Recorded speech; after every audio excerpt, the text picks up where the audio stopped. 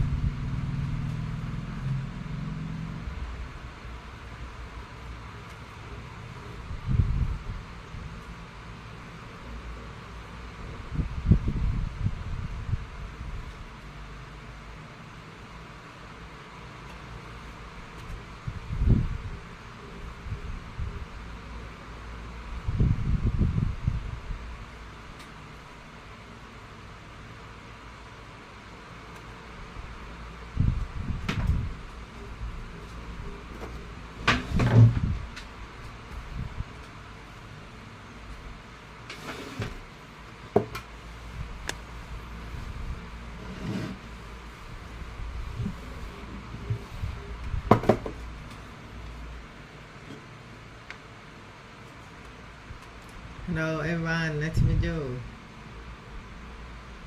I just finished my mission in the morning.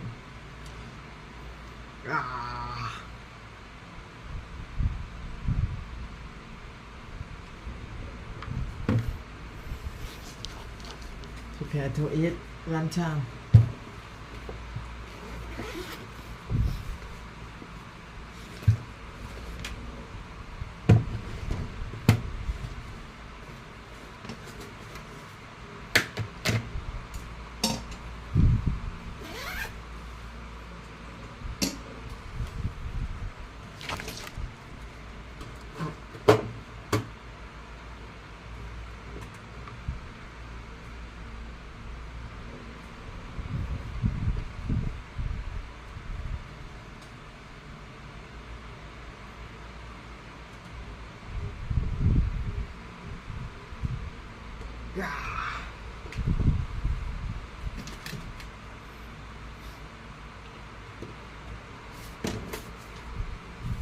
Yeah.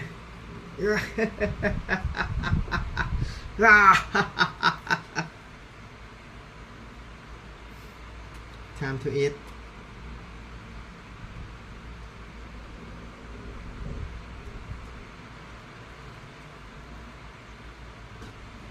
Is like this for big. My mission to create civilization type 3. I will eat like this. Oh God. My menu from the morning.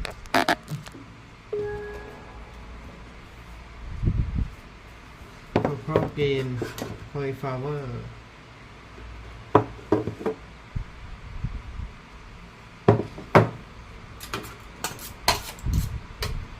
Chicken and egg. Maybe I will put this. Okay.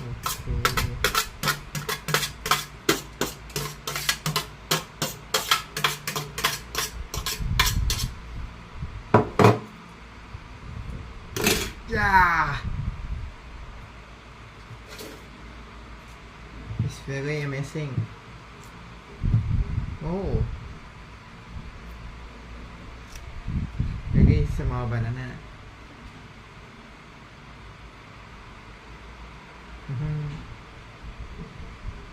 No.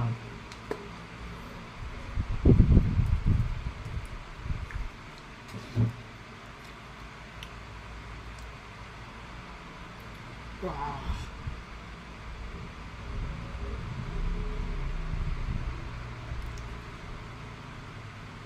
Ah, yeah.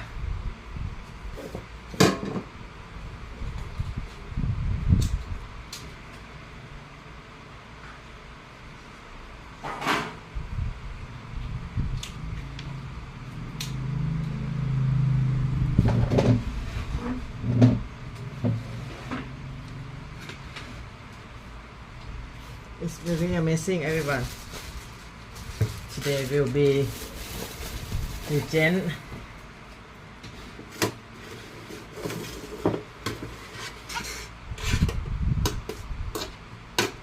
My lunchtime, my dinner is no rice, but it have banana to be carbohydrate, vitamin and protein, chicken, also have shrimp and egg, chicken, veggie, egg and veggie. This is leaf green. Leaf green a lot of help for your body. And this is nut milk.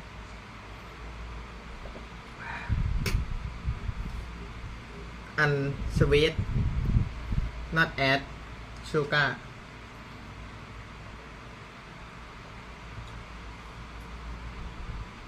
I not eat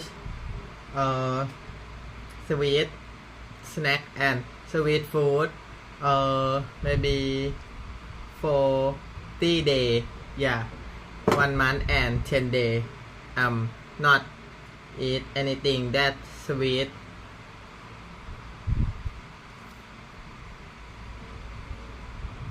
I take care myself very much since I was sick in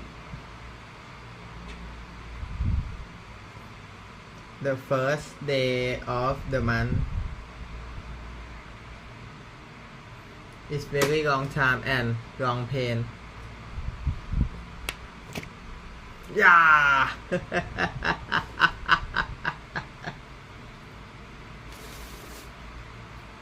Yeah, nice to meet you. My name is Chia.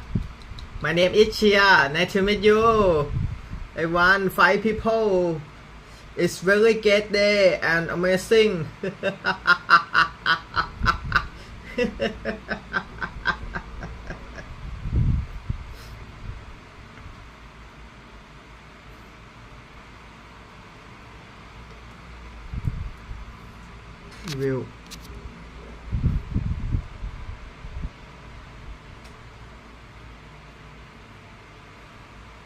I will open my hotspot because the Wi-Fi is not working.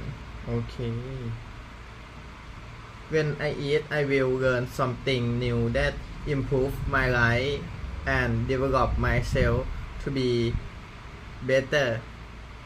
If I can better my life in 1% in every single day, 365 days, I can improve myself 365%. Yeah, I improve myself a lot of in every single day, and I show up in social media in every single day. In every hour that I take action in myself, I sleep, wake up and go to meditation, exercise, go to buy some food, eat healthy breakfast, and go to mission and go to eat healthy lunchtime, dinner. Yeah, I show you in each day how I working, how I do. Yeah, my routine.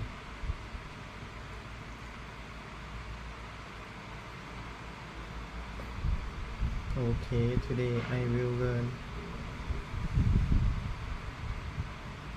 some. Hello, health champions. From Cholesterol and heart attacks are perhaps the most misunderstood topic in all of healthcare.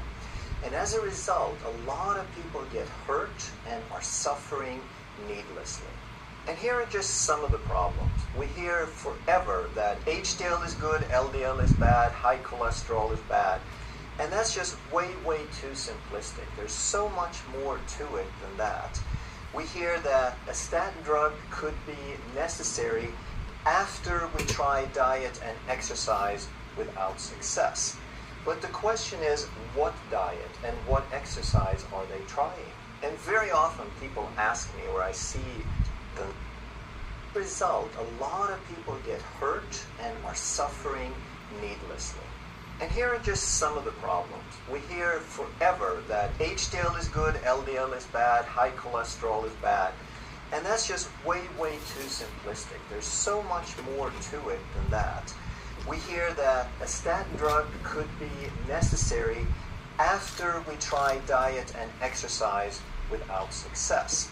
But the question is, what diet and what exercise are they trying? And very often people ask me, or I see suggestions of natural remedies to lower cholesterol. But the question is, are we sure we want to lower it? Now, please keep in mind that I am not saying that a statin drug is never a good idea. I'm not saying that cholesterol can never be too high or out of balance. That's not what I'm saying. But there may be like 1% of people with a genetic defect, with familial hypercholesterolemia, where a statin drug is the right thing for them. But for the vast majority of people who get blanket recommendations of statin drugs because their cholesterol is too high, we need to understand a lot more. And even though I will defend higher cholesterol numbers, I'm not saying that higher is always better. And I am not saying that you should not get concerned about what your blood work says, that you should just disregard everything on there. What I am saying is I think it's a bad idea to make a diagnosis on a single marker, such as high cholesterol or high LDL, and if we then, based on that diagnosis, get a prescription for a chemical or medication that will interfere with the function of the liver, which we'll talk about, and interfere with health, then I believe we are doing some of the greatest disservices to mankind. And we need to understand some of the things that I'm going to talk about. First, we need to understand something about this molecule cholesterol. First of all, it's synthesized in every cell of your body that has a nucleus.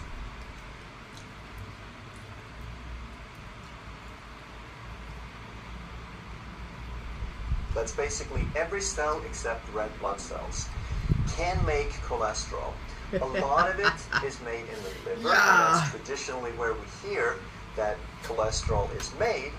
And because the body makes cholesterol itself, then if you eat less, then the body will make more. If you eat more, the body will make less. The body needs to have a certain amount of cholesterol. And the brain is one of the places that's most dependent on cholesterol. 23% of all the cholesterol in your body is in the brain. And interestingly, the cholesterol molecule is too large to cross the blood-brain barrier. So all of the cholesterol in the brain is manufactured in the brain because it's that important. Cholesterol is necessary for many things, and one of the most important is as a building material, as a structural component. The cell membrane, which is the surface bilayer of every cell in your body, 30 mole percent, meaning 30% of the number of molecules in that cell membrane is cholesterol. And if you look at these little arrows, this yellow structure is cholesterol. So 30% is a lot more than what they're showing in this picture. 30% of your cell membrane is cholesterol. And why is that cell membrane so important? Because the cell membrane is the actual decision maker of everything in your body. Your body processes billions of bits of information every second, and it's all about the cell membrane, because the cell membrane is a barrier that determines what stays outside and what gets into the cell. And inside the cell is where you have your metabolism and your metabolic function and the manufacture of every hormone and protein and substance in your body. And cholesterol is a huge part of determining the properties of this cell membrane, because there's a fine balance between rigidity and flexibility when you determine how the cell membrane works. So cholesterol is critical for the function of that cell membrane. And where do you have the most important cell membranes that handle the most signals? Well, in the brain, of course, which has tons of cholesterol. And then when the brain needs to send the messages out to the periphery, when the central nervous system talks to the peripheral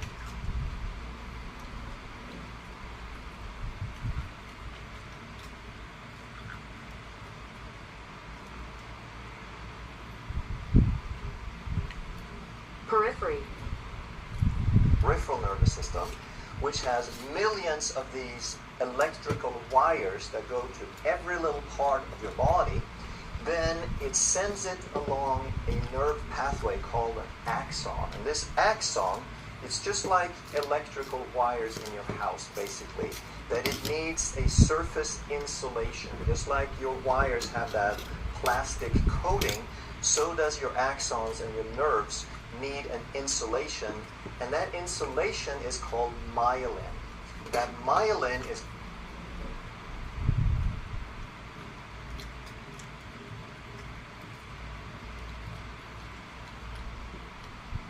27% cholesterol. And there is a severe disease called multiple sclerosis, which happens when this myelin is defective or gets myelin.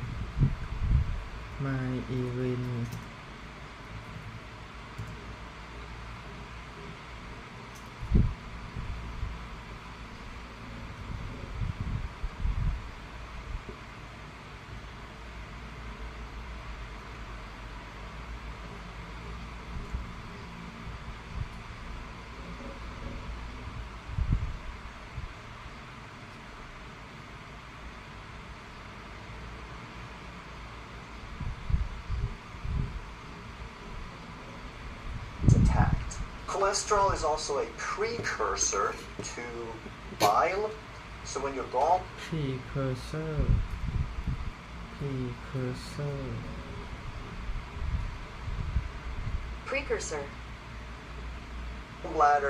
releases bile to dissolve fats, help you digest fats, bile consists mostly of cholesterol. It's also a precursor to steroid hormones. So a lot of your endocrine system, a very fine-tuned communication system, depends on cholesterol. So testosterone, estrogen, and progesterone are made from cholesterol. And also cortisol. And very often I talk about cortisol in this channel because cortisol is a stress hormone, and too much of it on a chronic basis contributes to a lot of health problems. But it doesn't mean that we don't need it. It's still critical, because if you can't have a stress response, then you're basically a sitting duck. That means you can't respond to the events of life, and you might just be standing there when the bus comes to run you over. So with all these functions of cholesterol, do we really want to just shut it down?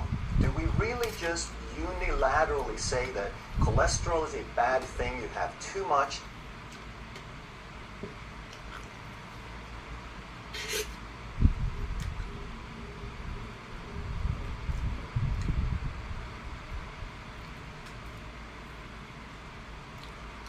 Let's shut it down. There's no wonder that there's such dramatic side effects when we try to interfere with cholesterol. And what about LDL and HDL? We've heard that their LDL is bad, HDL is good, but they are just doing their job. LDL is a low-density lipoprotein. It's a carrier that contains a little bit more cholesterol than the HDL does. And therefore, its job is to deliver cholesterol when the body needs it, when appropriate. The HDL is high-density lipoprotein, so it has a lower percentage of cholesterol, so therefore it tends to attract. It collects and returns cholesterol. So if the body has to have LDL or cholesterol delivered, then it would seem like a really good thing to have some LDL to deliver that, right? And if the body needs HDL to collect, then that would seem like a really good thing. The appropriate amount of LDL and the appropriate amount of HDL is a good thing. It's not that LDL or HDL is good or bad. What we want to be concerned with is the properties, the state, the health of these particles. And what we want to watch is small LDL. When the LDL is large and fluffy, there's nothing wrong with it. There are no ill health effects. But when it gets small, it is because it's damaged by inflammation and by oxidative stress. And we'll talk a lot about this and you get it totally clear.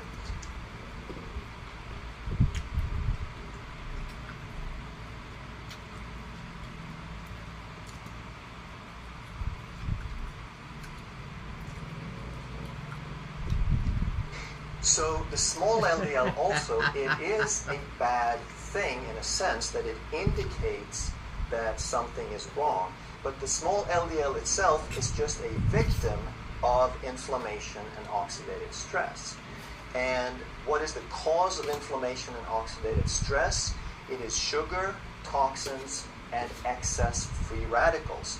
And that excess is key to understand, that oxidative stress is necessary to produce energy. Free radicals is necessary as a result of producing energy and performing metabolism. But when things get out of balance and we have all these things in excess, that's when we have a problem. And I've used this analogy before, but I really want to reinforce this, that we want to stop calling LDL bad, because LDL shows up after the problem. When we have oxidative stress, LDL is delivered to repair the damage. It's like we see the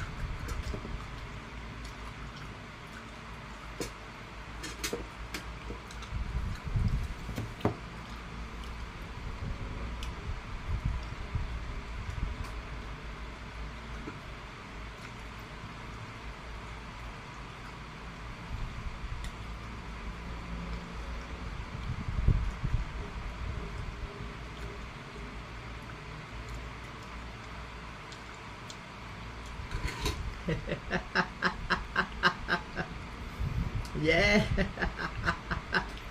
Woo! Yeah. I am happy. Yay.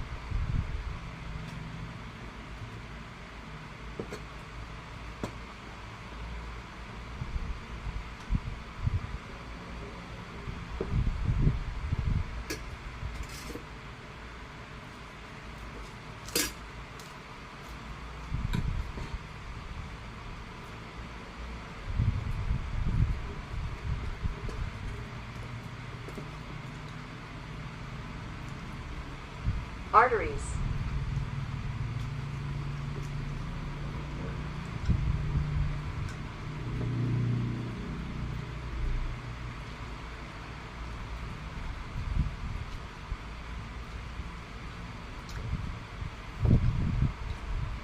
In other cases, oxidative stress doesn't cause visible changes, but you may start to feel its effects once it causes substantial damage.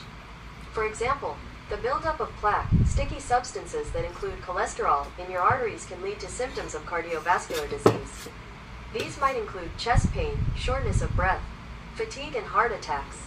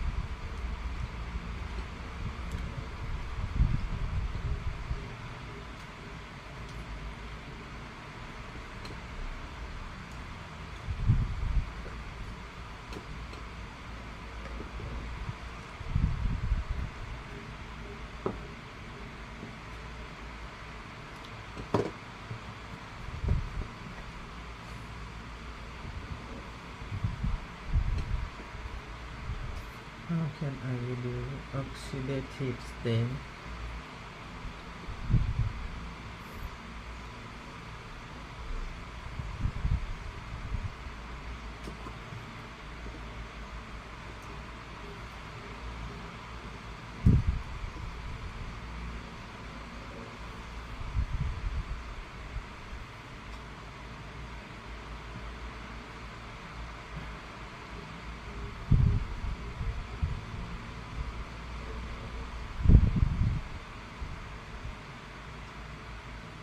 Absolutely. You're right. A balanced diet rich in antioxidants is a key strategy for reducing oxidative stress. Here's a breakdown of how to reduce oxidative stress, expanding on your point and including other lifestyle factors. 1. Diet rich in antioxidants. Variety is key. As you mentioned, consuming a wide range of antioxidants is more effective than focusing on a single superfood. Different antioxidants target different types of free radicals and work synergistically. Key antioxidants and food sources. Vitamin C, citrus fruits, oranges, lemons, grapefruits.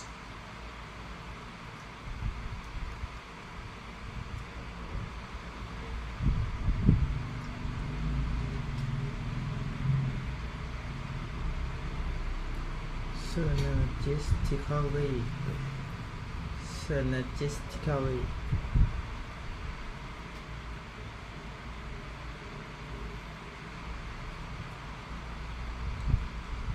Synergistically. Fire department at the scene of an accident, and we say, oh, that evil fire department is there causing accidents again. No, they showed up after, and they're trying to help the victim because the victim indicates that something bad happened.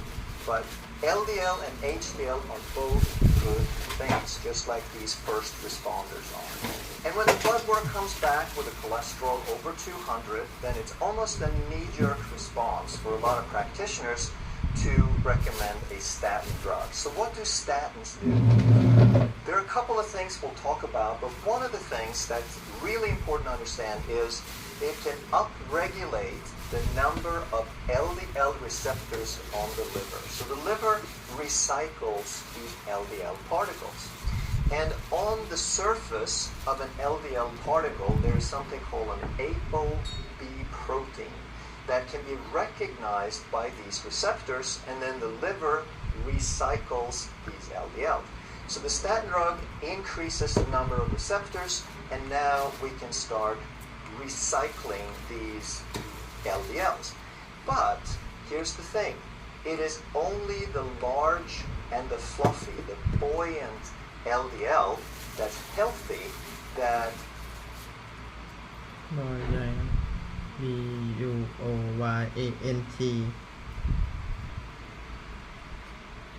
B-U-O-Y-A-N-T,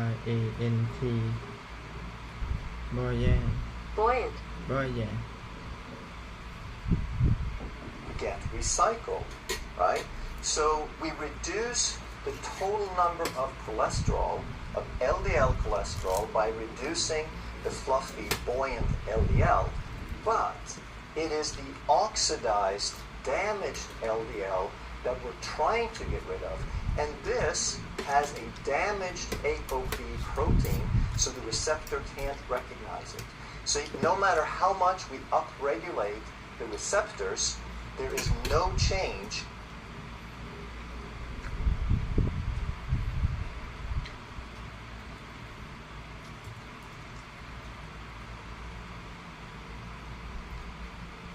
to these oxidized LDLs.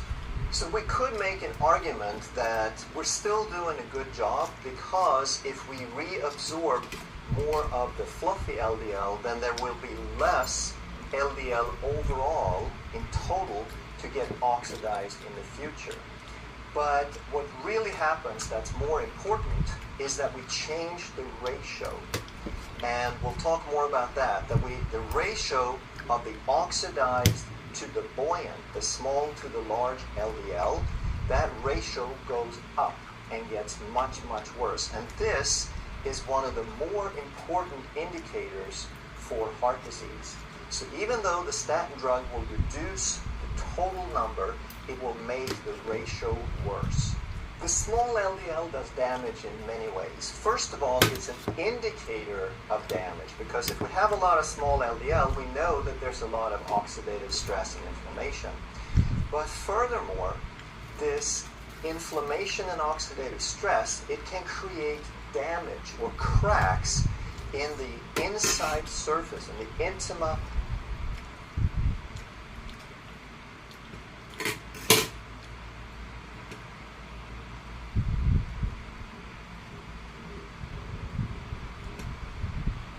Synergistically.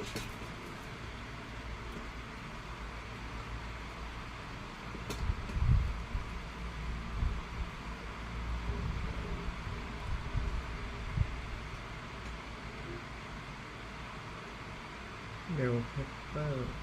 What is this?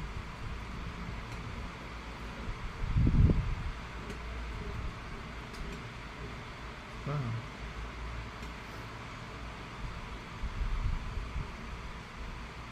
Berries, kiwi, bell peppers, broccoli. Vitamin E, nuts, almonds, hazelnuts, seeds, sunflower seeds, vegetable oils, wheat germ oil, spinach. Beta carotene. Spinach.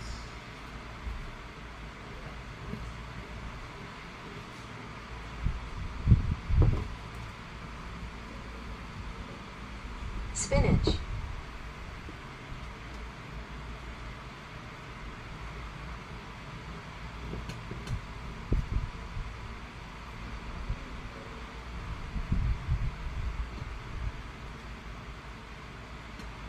precursor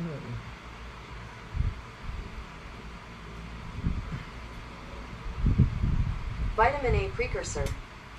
vitamin A precursor carrot Vitamin A precursor. Carrots, sweet potatoes, potato, pumpkin, leafy greens. leafy. Selenium, Brazil nuts, tuna, sardines, chicken, brown rice. Zinc, oysters, beef, pumpkin seeds, chickpeas. Polyphenols, berries, grapes, dark chocolate, green tea, red wine, in moderation. Flavonoids, onions, apples, berries, tea. Focus on whole foods. Prioritize whole, unprocessed foods over processed foods, which often lack antioxidants and can contribute to oxidative stress. 2. Lifestyle modifications. Regular exercise, in moderation. While intense exercise can temporarily increase oxidative stress, moderate, regular exercise can enhance the body's antioxidant defenses over time. Stress management. Chronic stress can contribute to oxidative stress. Techniques like meditation, yoga, deep breathing, and spending time in nature can help manage stress. Adequate sleep. Sufficient sleep is crucial for the body's repair and detoxification. Adequate sleep. Adequate sleep.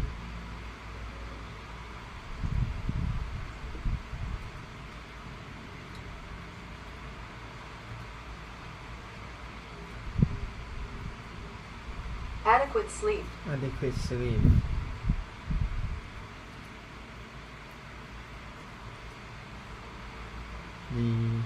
Detoxification process with help reduce oxidative state. Processes, which help reduce oxidative stress. Limit exposure to toxins. Minimize exposure to environmental toxins such as tobacco smoke, including secondhand smoke, air pollution, excessive sun exposure, UV.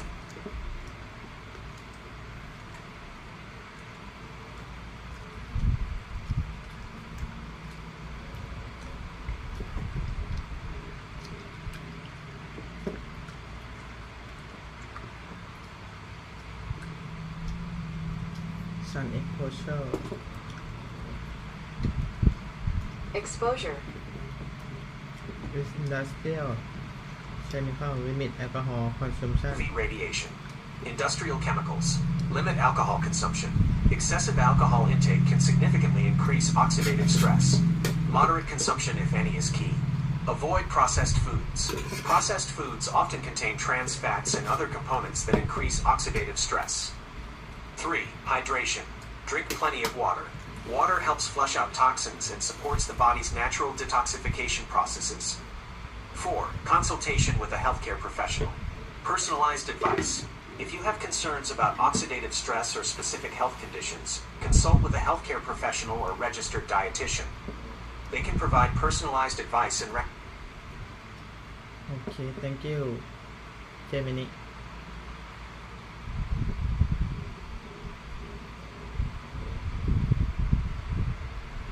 Thank you very much. Now I understand oxidative state of the blood vessel. And if you know intima. What is intima? Intima. Intima. Intima. notice that this plaque here is not inside the opening. It's not inside the lumen of the blood vessel. It is between the surface layer and the muscular wall. So the surface layer, the inside, has to crack. It has to get more loose so that these particles can get through and create these plaques. And the small particles will slip through the cracks much, much easier. The large, fluffy ones don't tend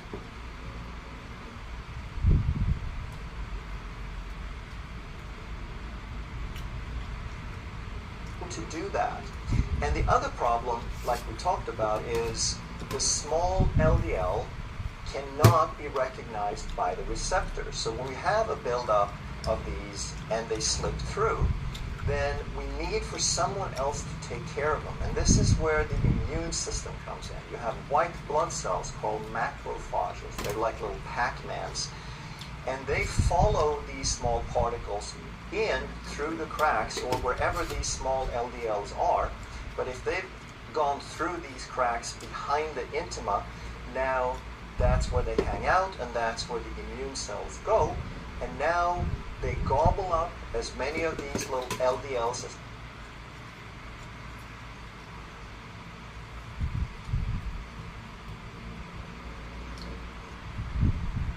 they can, and then when they're full, now they've contained the LDLs, but they've turned into foam cells, and that is basically what the plaque is. But now let's look at some actual blood work to help us understand what we need to look for to understand the bigger picture.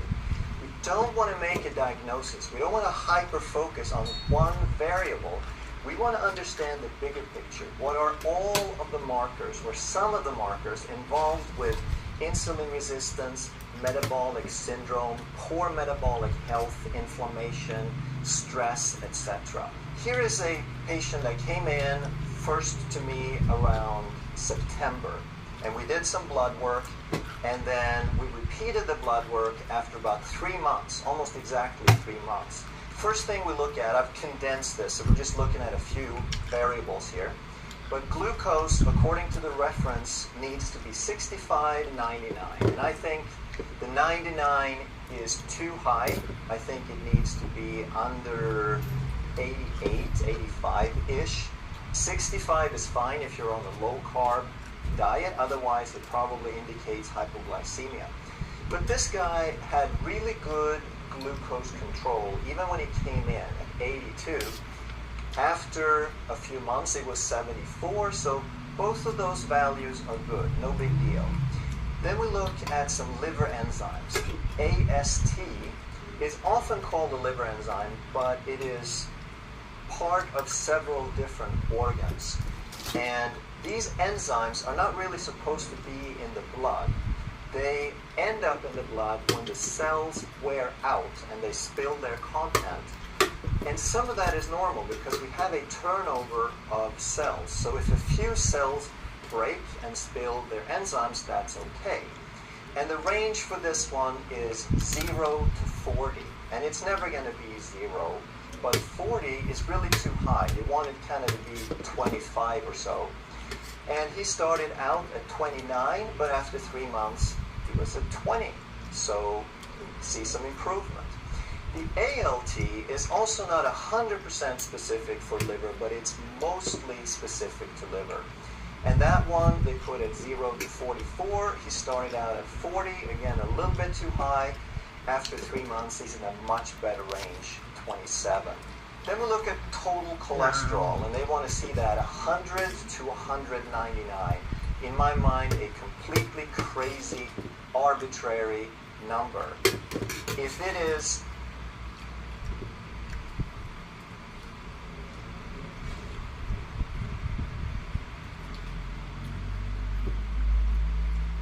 arbitrary, under 150, I will be much, much more concerned than if it's 300, because cholesterol is necessary, and if it gets too low, then that means your liver is not healthy enough to make it. It could be something like heavy metal toxicity.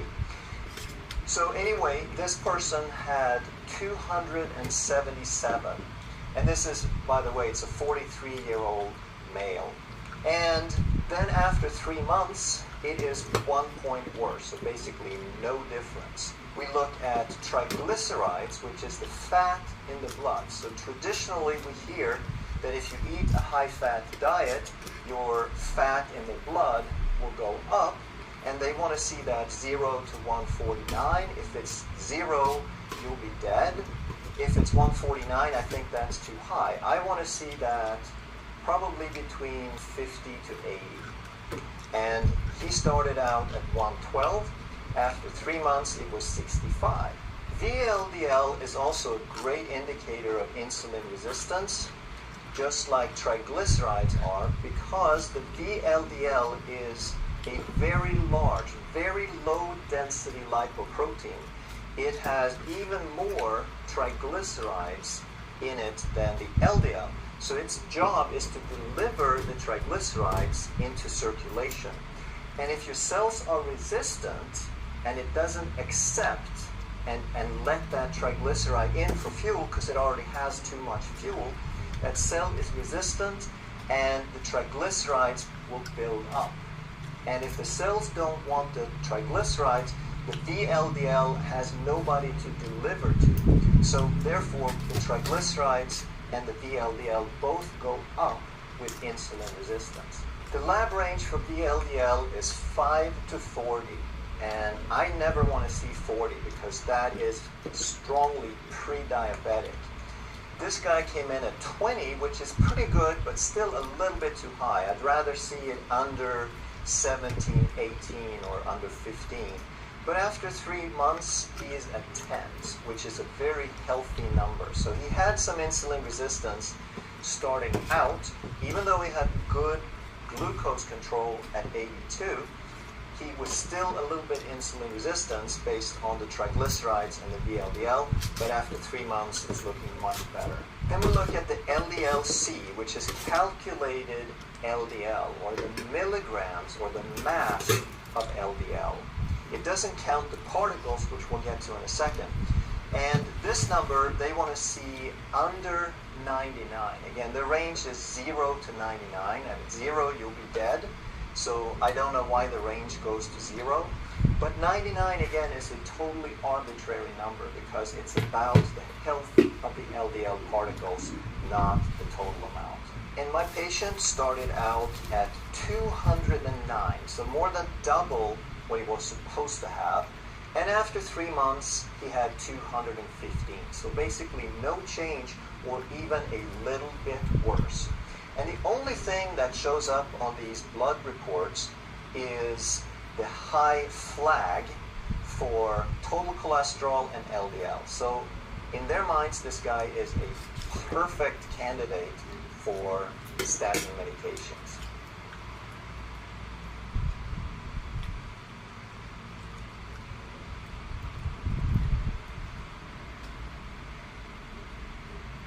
But if we're starting to understand the bigger picture, and we look at all these markers that have to do with the true risk markers for heart disease, we see that glucose got better, AST, ALT, enzymes got better, and triglycerides and VLDL got better. So you had 5 out of 7 markers that got dramatically better, while 2 of these stayed the same.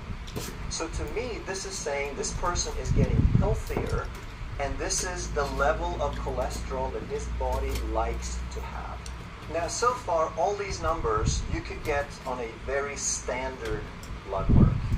But if we want to start understanding a little bit more, we add something called an NMR profile, where we can start looking at the size and the number of particles. So when we look at the LDL particle number, then the range is supposed to be under 1,000.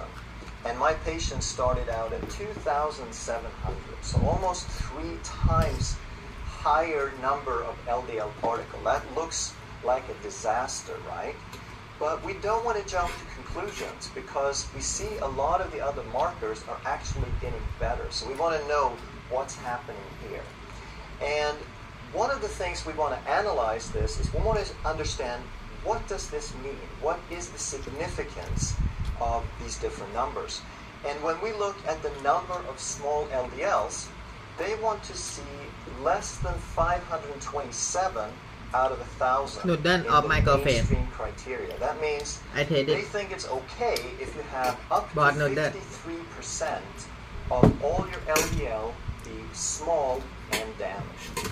And why do I construct that number and look at it? Because that represents the degree of inflammation and oxidative stress in the system. If you have 1,000 LDL particles on average, 53% of those are going to get damaged.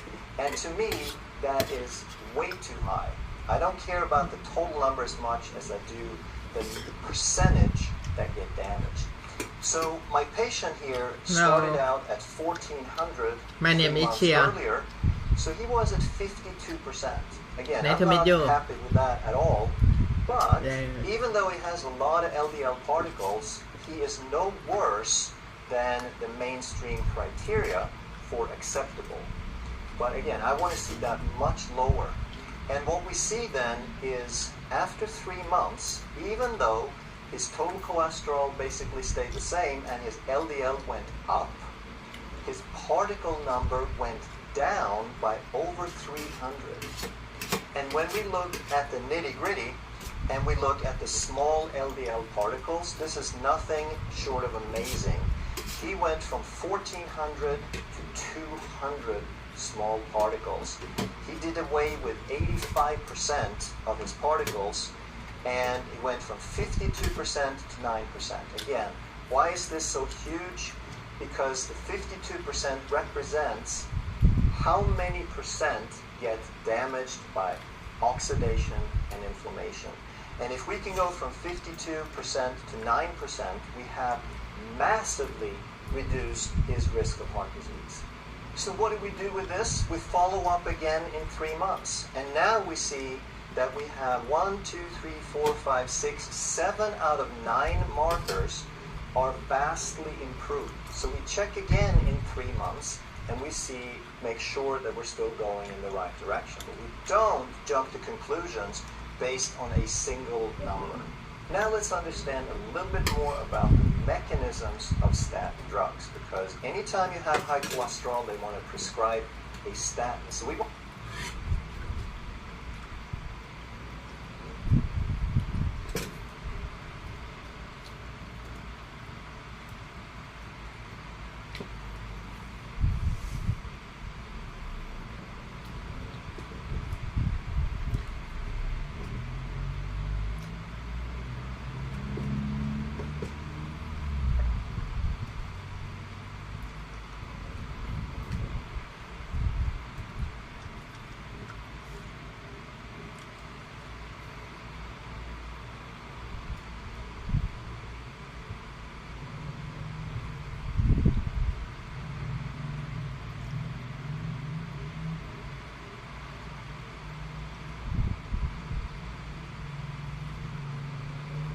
to understand what's actually happening in the body. So does a statin drug medication reduce the total amount of cholesterol? Yes, absolutely it does. And one way is that it upregulates the receptors, so we get more of the recycling, but it does not reduce the small LDL. So even though it reduces the total and the LDL, it doesn't reduce the kind that we try to get rid of. So I just want to emphasize that over and over. It's so critical. But the main way that the statin does its work is through something called the mevalonate pathway. And here's how that works. When the body makes cholesterol, it starts out with a substance called HMG-CoA reductase. And then through a number of different steps that I don't bother with the details, in the end, the body ends up with cholesterol. So the names here are not important. I just want you to show that there's a number of different steps and we end up with cholesterol. But once we take a statin, once we take a medication to lower cholesterol and to block the production, then we knock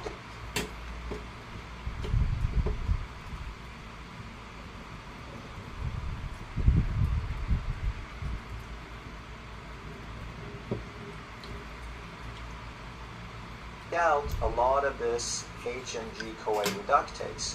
And when we do that, of course, we also knock out the end result of that pathway, which is cholesterol. But there's one more detail, and that is there's another product from a component halfway down called CoQ10. And the CoQ10 also gets knocked out to a large degree. To probably whatever percentage we reduce cholesterol by, we're also going to reduce CoQ10 because they're part of this.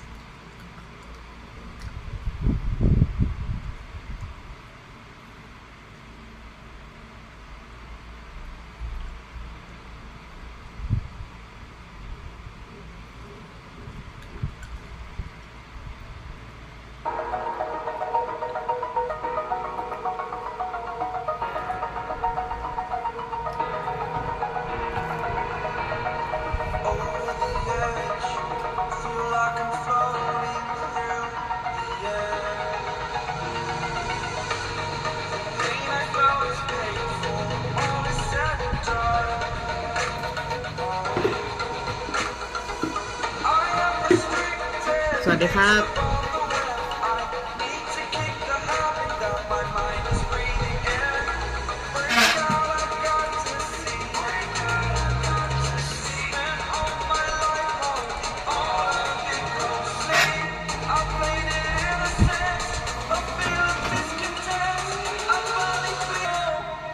นี่ฮะ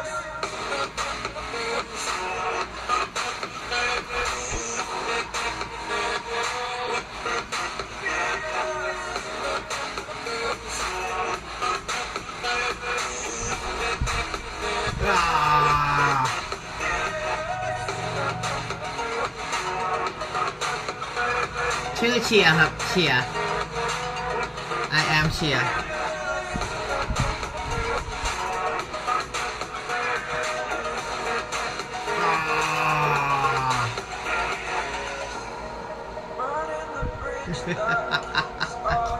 บ๊ายบาย